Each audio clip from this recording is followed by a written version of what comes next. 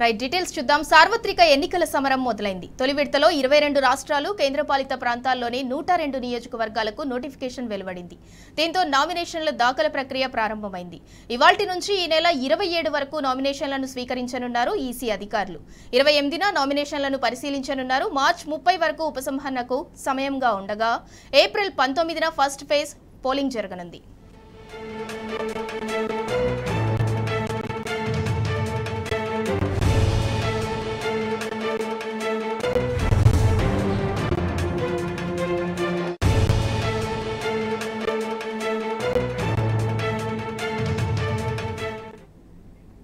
సార్వత్రిక ఎన్నికల సమరం మొదలైంది. తొలి విడతలో 22 రాష్ట్రాలు, కేంద్రపాలిత ప్రాంతాల్లోని 102 నియోజకవర్గాలకు నోటిఫికేషన్ వెలువడింది. ఇక దీనికి సంబంధించి మరింత సమాచారం మా ప్రతినిధి లివిల్ రెడ్డి అందిస్తారు. లివిల్ రెడ్డి, చెప్పండి.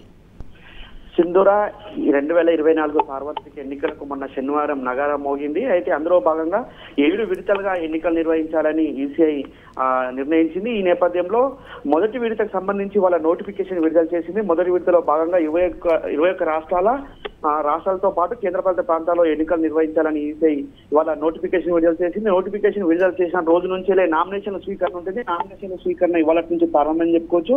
ఆ తొలి దశలో నోటిఫికేషన్ జారీతో నామినేషన్ల ప్రక్రియ ప్రారంభమైతే మొత్తం 102 లోక్సభ స్థానాలకు ఇవాళ నుంచి నామినేషన్ స్వీకరణ ఉంటుంది. నామినేషన్ తేదీ ఈ మార్చి 27 వరకు ఉంది.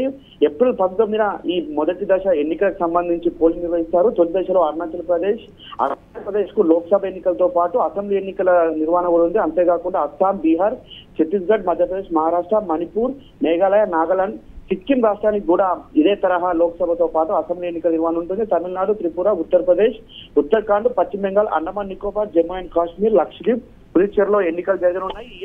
ఈ ఆయా రాష్ట్రాల్లో ఇప్పటికే ఎన్నికలకు సంబంధించిన నోటిఫికేషన్ విడుదల ఉన్న నేపథ్యంలో భద్రత కూడా కట్టుదిట్టం చేయాలని ఇప్పటికే ఈసీ ఆదేశాలు జారీ చేసింది. అంతేకాకుండా ఎవరిపైన అధికారులపైన ఒత్తిడి ఉన్న నేపథ్యంలో, రాజకీయ ఒత్తిడి ఉన్న నేపథ్యంలో ఆయా రాజకీయ పార్టీలకు సంబంధించి కావచ్చు, ఆయా అధికారులు కావచ్చు, ఐఏఎస్ అధికారులు కావచ్చు, ఐపీఎస్ అధికారులు కావచ్చు, వారి డ్యూటీలు కూడా అంటే ఎలక్షన్ విధుల నుంచి కూడా పక్కకు పెట్టేందుకు చర్యలు తీసుకోవాలని కూడా ఇప్పటికే ఆదేశాలు జారీ చేసింది. అందుకు ఆయా రాష్ట్రాల్లో వెస్ట్ బెంగాల్ కావచ్చు, ఇటు తమిళనాడు కావచ్చు, ఆయా రాష్ట్రాల్లో కొన్ని రాష్ట్రాల్లో ఇప్పటికే అధికారులను కూడా మార్చిన పరిస్థితి కనిపిస్తుంది. అయితే ఈ మొదటి విడత నామినేషన్ ఇవాళ నుంచి ప్రారంభమైన నేపథ్యంలో అటు ప్రచార హోరు కూడా ఆయా పార్టీలు అంటే ఆయా రాష్ట్రాల్లో పార్టీలు కూడా ప్రచార హోరు కూడా పెంచాయి. అయితే మొదటి దశలో 102 లోక్సభ నియోజకవర్గాలతో పాటు అరుణాచల్ ప్రదేశ్, సిక్కిం రాష్ట్రాలకు అసెంబ్లీ ఎన్నికల నిర్వహణ ఉంటుంది. అయితే ఈ పోలింగ్ సంబంధించి పోలింగ్ ముగిసే రోజు నుంచి వెళ్ళి కౌంటింగ్ సిక్కిం, అరుణాచల్ ప్రదేశ్ జూన్ 2న ఉంటుంది. మిగతా లోక్సభ ఎన్నికలు యథావిధిగా జూన్ 4వ తేదీన కౌంటింగ్ ఉంటుంది. ఇప్పటికే ఆయా రాష్ట్రాల్లో శాంతి భద్రత విషయంలో కావచ్చు, ఎన్నికలను పారదర్శకంగా నిర్వహించేందుకు అన్ని ఏర్పాట్లు పూర్తి చేశారు. అంతేకాకుండా అంటే వేసవి కాలం సమీపిస్తున్న నేపథ్యంలో, వేసవిలో ఎన్నికలు జరుగుతున్న నేపథ్యంలో ఇటు పోలింగ్ కేంద్రాల వద్ద కూడా పెద్ద ఎత్తున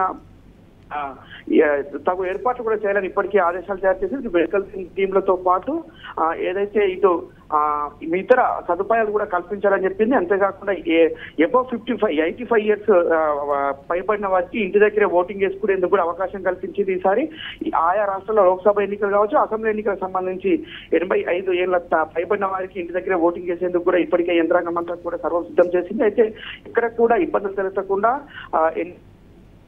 ఎందుకు అబ్జర్వర్లతో పాటు పోలీస్ శాఖతో ఎప్పటికప్పుడు అప్రమత్తం చేస్తూ ఆదేశాలు జారీ చేసింది ఈసీ. అంతేకాకుండా ఇటు ఇంటర్నేషనల్ సరిహద్దులు కావచ్చు, ఇటు జాతీయ సరిహద్దులు కావచ్చు, ఆ సరిహద్దుల్లో చెక్ పోస్టులు ఏర్పాటు చేసింది. ఇటు హవాలా మనీ కావచ్చు, ఇటు డబ్బుల అక్రమ రవాణా, మద్యం అక్రమ రవాణాను ఎప్పటికప్పుడు అరికట్టేందుకు అనేక ప్రయత్నాలు చేస్తుంది. అయినప్పటికీ కూడా కొన్ని ఏరియాలో ఇప్పటికే భారీగా నగదు దొరుకుతున్న పరిస్థితి కనిపిస్తుంది. ఇటు మద్యం కూడా దొరుకుతున్న పరిస్థితి కనిపిస్తుంది. వాటిని అరికట్టేందుకు మరింతగా పకడ్బందీ చర్యలు చేపట్టాలని ఎప్పటికప్పుడు సీఈఓలు కావచ్చు, ఇటు పోలీసు ఉన్నతాధికారులకు కూడా ఆదేశాలు జారీ చేస్తుంది. అయితే ఎన్నికల కోడ్కు సంబంధించి కూడా ఇప్పటికే కేసులు నమోదు చేస్తామని చెప్పింది. ఎన్నికల కోడ్ కూడా ఎవరైనా రాజకీయ పార్టీల మతాలను, కులాలను అనుసరిస్తూ ప్రసంగాలు చేయొద్దని చెప్పేసి కూడా చెప్పింది.